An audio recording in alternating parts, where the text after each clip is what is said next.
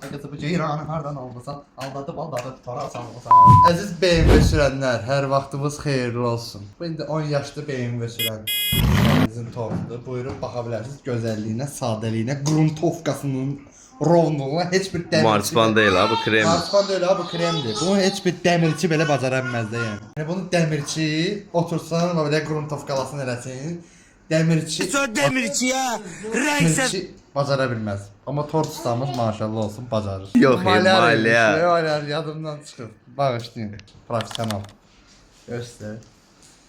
Möhtəşəm tort BMW sevənlərə özəl. Buyurub siz də sifariş edə bilərsiniz. Bundan da qəşənglərin, bundan da yaxşıların. İstədiyiniz növdə, istədiyiniz zövqlə. Fərqi yoxdur. Bizə çətin şeylərlə gəlmir, belə asandan gəlmir. Çək usta.